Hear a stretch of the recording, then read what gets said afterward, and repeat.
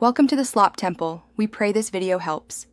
You begin by confirming your PS4 output resolution and launching Roblox. This matters because the console output defines the game's maximum screen area.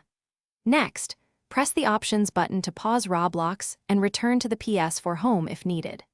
Once done, go to PS4 settings, sound and screen to verify display resolution and HDMI settings, since wrong output creates cropped edges. Make sure your TV input is correct, so the system displays the full canvas when you adjust screen area.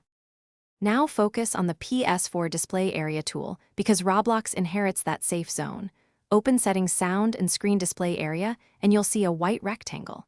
Use the D-pad or left stick to move the corners inward or outward. You want the rectangle to include all HUD elements without cutting them off. After applying the change, return to Roblox immediately and check chat, buttons, and inventory.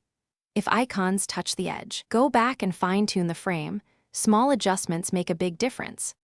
Finish by restarting Roblox so the app reads the new PS4 display parameters.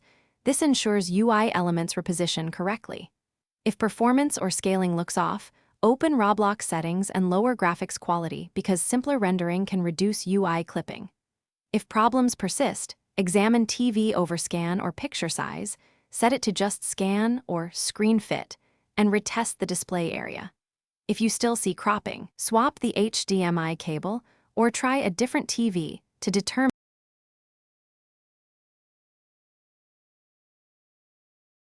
Thanks for watching. Consider subscribing if we helped you.